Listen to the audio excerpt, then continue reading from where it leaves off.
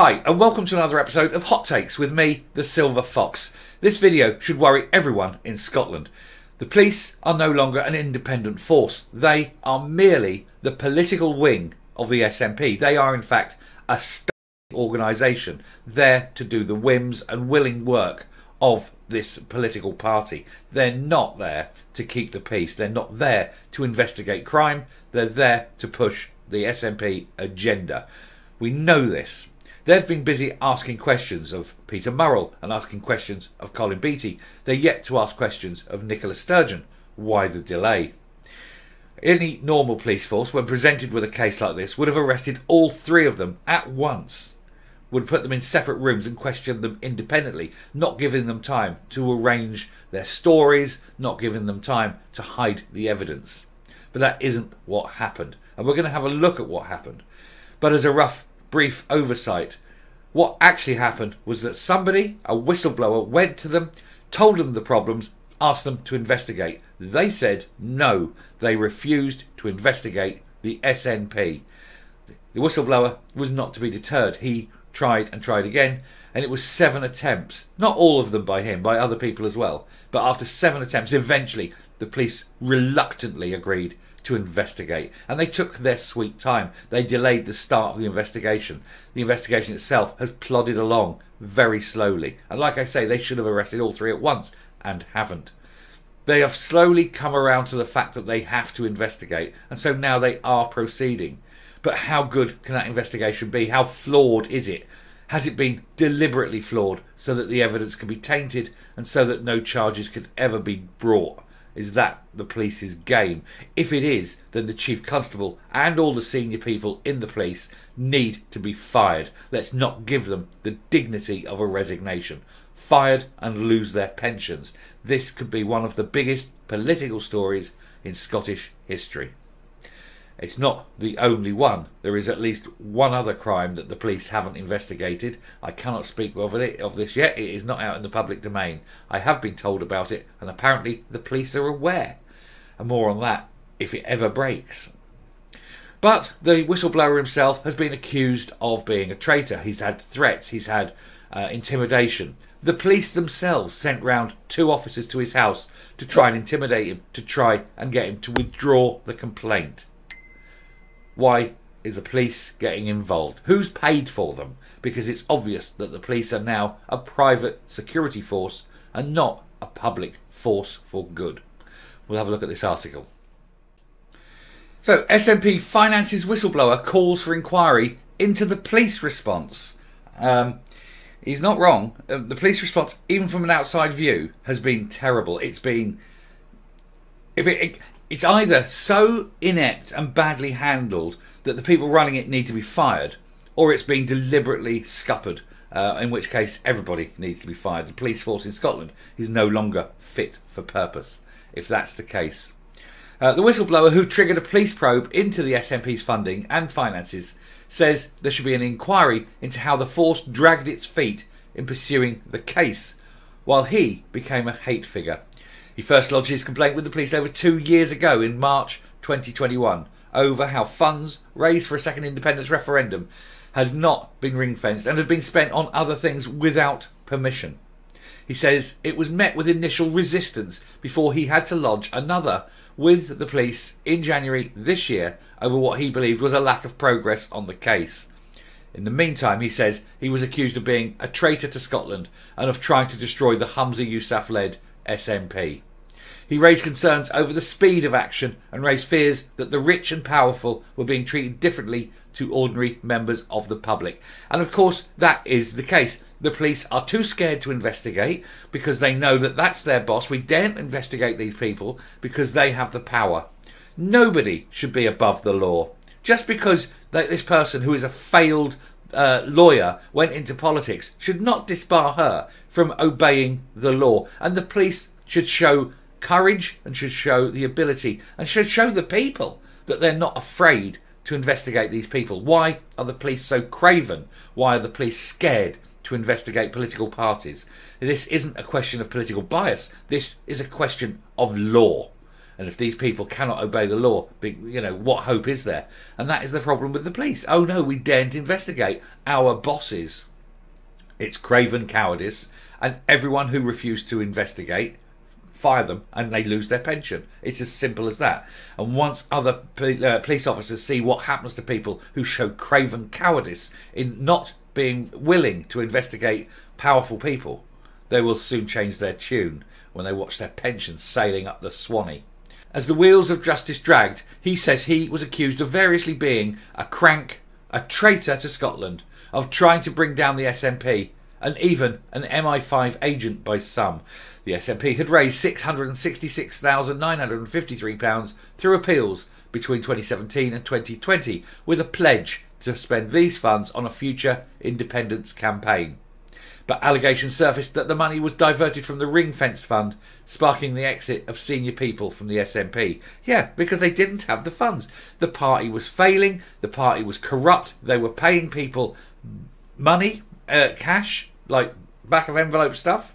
They were having a sinking membership. They weren't getting the sponsorship. They had no money. And so they were using this money, which they gained through fraudulent uses, saying that it was used for this, they were using for generally running things.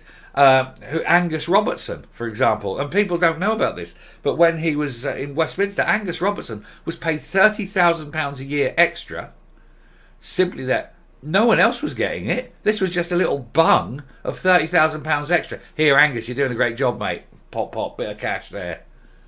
That's yet to come out. People don't know about that, and I feel fairly certain I can say that safely. Why was Angus Robertson getting this £30,000 cash benefits that no one else was getting? Was it a little, little bit of mates rates there, bit of chummy, bit of backhander? You're doing a good job, son. What was Angus Robertson's connection to the police? Is there any? We don't know. But 30,000 buys a lot.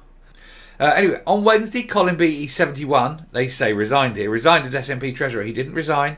He stepped back from the role while the police investigation continues, was the words he used. He did not resign. No one has claimed he's resigned. It's just people are assuming it. But anyway, he said he resigned as SNP Treasurer after his arrest the previous day as part of the police investigation, codenamed Operation Branchform. He was also subsequently released without charge pending further inquiries, which we know. And that followed the arrest of Chief Executive Peter Murrell from blah, blah, blah, which we've covered 100 times. If it was Joe Public, things would have been kick-started very early. Someone has to be responsible for this, the whistleblower said. Who says also that all the money should be refunded and there should be a public apology. My motive is not to bring down the SNP. It is to see justice done. I think the SNP should be forced to repay every penny it received from that fund. And that would finally destroy the party. He said that when he first went to Helen Street Police Station in Glasgow at the end of March 2021 with a complaint after he heard from two friends who were concerned about what was happening with their donations to the Independence Fund, he was not believed. No, he wasn't. They didn't want to believe him. It's not that he wouldn't be believed. It's that they went, no. We are not investigating the SNP. We know where our bread is buttered. The whistleblower said, I went to register a complaint against Peter Murrell and Nicola Sturgeon. A senior officer said, we won't be able to take that complaint, that I was out of order and that there was no way he was doing that. Find out who that senior officer is, fire him and tell him he's not getting his pension. When a complaint is made, the police have a legal obligation to make note of that complaint and to investigate that complaint. It is a legal obligation. That police officer not doing his job, he obviously doesn't want to be a police officer, fire him. And because of that, he loses his pension. And then let's watch the next time someone makes a complaint. I bet a senior officer will look at that one and go, we'll look at this one. When you start taking their pensions away, they'll start working. He said, I'm not going to take a complaint in relation to Nicola Sturgeon and Peter Murrell. It was like I was off my head and a nutcase. I was definitely rational. I had evidence. I knew it wasn't right. He said, so I went to Barhead Police Station 2 days later and reported it again. This time, he says, representatives of the Financial Crimes Unit went to his Barhead home and took a full statement. But, he says, an investigation into criminality did not officially launch until July 2021, by which time there was said to have been 7 complaints. Police Scotland then said it was consulting with the Crown Office and the Procurator Fiscal Service. So between March and July, 4 months, that's plenty of time to notify these people that the investigation is going to be launched, which is why they started changing things. They started getting very secretive. They were telling people, don't question the books, don't question the book. The book's fine, because they knew the investigation was coming. It gives them time to hide things. It gives them time to change records, to destroy records. It gives them time to get their stories straight. That is not how the police should work. The police should not give notice. The police should not allow criminals time to sort out the evidence and hide things and get their story straight. The police should pounce straight away and ask the questions straight away.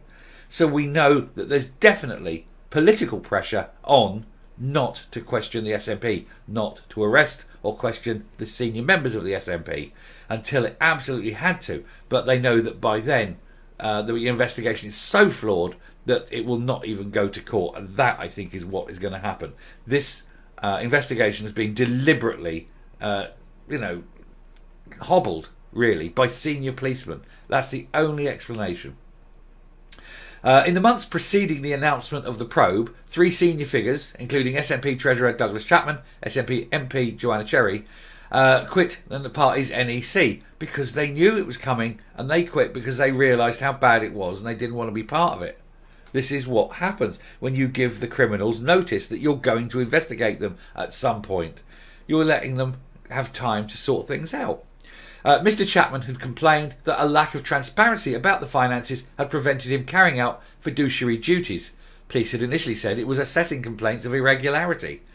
The whistleblower said that towards the end of 2021, he received intimidation on his doorstep from 2 officers who were querying what his motives were for lodging the complaint.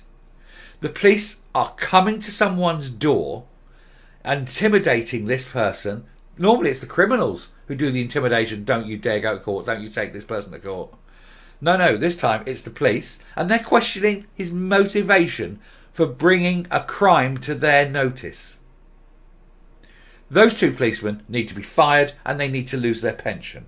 This is what needs to happen. How dare the police turn up like this and question people as to their motivation for reporting a crime?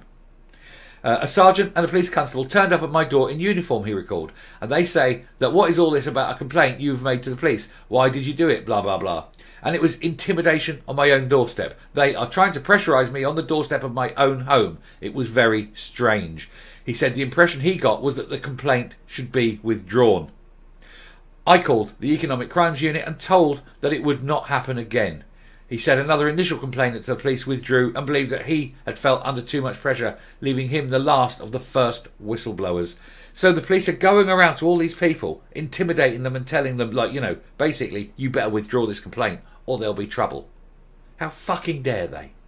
These police, every single one involved, needs to be fired. They need to be fired, but they need to be identified, publicly shamed, fired, lose their pension, and told that they face criminal charges. What they're doing is first of all, it's intimidation. Secondly, it's perversion of justice. If they are telling people not to complain about a crime, that is the perversion of justice. These police officers need to go to jail. They need to go to prison for a long time. And we all know what a great time policemen have in prison.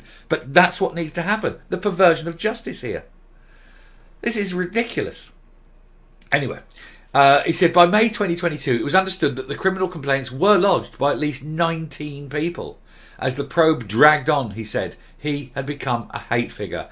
He says, I have been called a traitor to Scotland, an MI5 agent, all sorts, he added. People on social media were attacking me, but I stuck to my guns. A complaint was made. The other complainer? I don't think they wanted to be identified as bringing down Nicola Sturgeon. People had been silent for far too long, and that is why I made the complaint. Look at that face on the right. Look at him. There's a news story about him. I can't say what it is. The attacks are from cybernats and Nicholas worshippers. They don't think for themselves. He said instead of asking what this is about, they just mudsling. I simply want honesty. I support independence and always will. If there is corruption independence is corrupted. Oh, what do you mean if there's corruption? The SNP is corrupt to its very soul. He said it doesn't just affect the SNP. It affects the general public who donated to the fund. People who support independence are also just ordinary members of the public. How can you go for independence with the possibility of corruption? There's no possibility of corruption. Zero possibility of corruption, because it is absolute, definite, and it exists. The SNP is one of the most corrupt organisations in the world. He says there has to be integrity, decency, honesty and accountability. This is the SNP you're talking about. None of those things exist. He says you cannot have the possibility of corruption when you're going for independence. Well, you're in the wrong party. He said in January, he lodged a complaint with the police concerned that after nearly 2 years, we appear to be no further forward with this case, and says that should there eventually be an inquiry into how the probe was conducted. He told Police Scotland if this had been any ordinary member of the general public, they would have been questioned under caution long before now. But because it involves senior members of a political establishment in Scotland, I believe this investigation is being compromised. And he's right, this investigation is so compromised, it is so badly run on purpose so that there can be no case against these people because they own the police. His complaint went on. Where did the money go? Peter Murrell, Chief Executive of the SNP, Colin Beattie and Nicola Sturgeon have serious questions to answer, and they should have been questioned long before now. I appeal to you in Police Scotland to police without fear or favour in this matter, as the whole of Scotland is watching to see if justice prevails. There will be no justice while the SNP own the police. A spokesperson for the Crown Office and the Procurator Fiscal Service said COPFS will continue to work with the police in this ongoing investigation. That's a bland weasel word answer, isn't it? There's nothing there. They went on to say it is standard practice that any case regarding politicians is dealt with by the prosecutors without the involvement of the law officers. Police Scotland declined to comment because they knew that whatever they say would be held against them and possibly used in evidence. On Friday, Scottish Conservative leader Douglas Ross wrote to Humza Yousaf to raise legitimate and urgent questions over the SNP's finances. The letter to the First Minister contained 10 questions regarding the party's financial issues. The SNP accused Mr Ross of playing politics with the police investigation, saying he is not fit for opposition, no matter office. That doesn't even make sense, does it? But of course he's playing politics. He's a politician. That's what he does. And it isn't playing politics with the police investigation when you're asking legitimate questions about a party that is being investigated by the police for its, I'm going to use the word alleged corruption, but we all know it's as corrupt as frig. Anyway, the Scottish Conservative leader had sought to raise the issue at First Minister's questions on Thursday, but Holyrood's rules means the session must focus on the government business. Mr Yousaf nevertheless conceded during the session that there are serious issues relating to the party, which he said he will not shy away from. He won't answer them, he will shy away from them, he'll run away from them and hide, because he knows he dare not answer them. He's ordered a review into the governance and transparency of the SNP, which won't happen. In his letter, Mr Ross asked about a £100,000 campervan bought by the SNP, which was apparently never used. And he also asked about the spending of money raised in the SNP's online independence referendum appeals. Speaking to journalists on Thursday, Mr Yousaf said the SNP still owes money to Mr Murrell following a loan to the party, but he didn't say how much.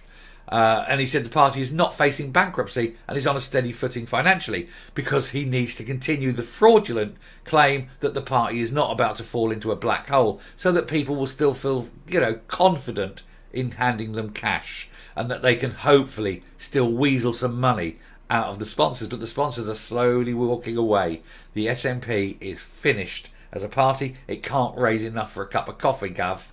Never mind to run an independence referendum. They are broke and they're about to lose the 1.1 million short money as well. Bugger, isn't it? Anyway, I'm going to finish there and come up, but it just goes to show how corrupt the police in Scotland are when they're intimidating witnesses, committing crimes, perversion of the course of justice, by demanding that people drop a complaint, by demanding people don't push forward and supply details of a crime. That's perversion of the course of justice. Those officers and everyone in that command chain needs to stand trial. Anyway, I'll come up. I think Westminster needs to take control of this situation. I think Westminster have created this devolution that gives the SNP this level of power. And I think that the Scottish office in Westminster needs to step in, needs to force a full investigation, not just of the SNP's finances, but of the entire operation of Holyrood. Certainly a full investigation of the entire police investigation of the SNP. That whole investigation in Scotland needs to be thoroughly overseen, overlooked, ripped apart. People need to lose jobs, not just have remonstration, not a little tap on the wrist. They need to lose jobs. It needs to be senior people needs to lose their jobs, need to lose their pensions, need to be hung out to dry. It must be shown that nobody is above the law. The whole filth, this corruption, this stench needs to be cleaned. And it's got to start from the top. And it's undoubted that the SNP is so corrupt and so controlled. This ruling cabal at the top is basically a dictatorship. It rules by might. It rules by right. It has no democratic mandate. It's doing things that, if we're out in the open, would cause a rebellion. And yet they've kept it hidden and quiet for so long. But now it's all coming out. And there is so much more to come out. And there's crimes that have happened that the police know about. And they are yet to investigate. They dare not at the moment investigate. I think certain people in Scotland, certain senior establishment figures in Scotland, will be very deeply worried, because if the police suddenly see that the SNP are no longer the power base, that they no longer owe them whatever loyalty they feel they do owe them, then they know that those crimes will be investigated, and some senior people will be spending a very long time in prison indeed.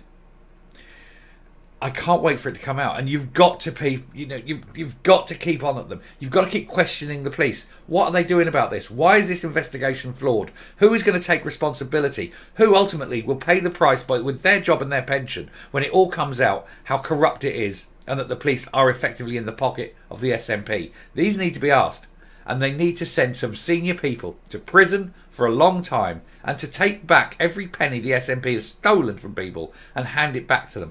Bankrupt the SNP. They are already morally bankrupt. Let's make them financially bankrupt. And it is done. Anyway, I shall stop there for now. Thank you very much for watching. If you like what you're seeing here on the channel, please hit that subscribe button, ring the bell, leave a like.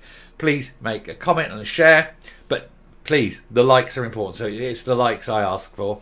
And then, until next time, stay safe, stay well, never trust the police. You know how corrupt they are. And goodbye.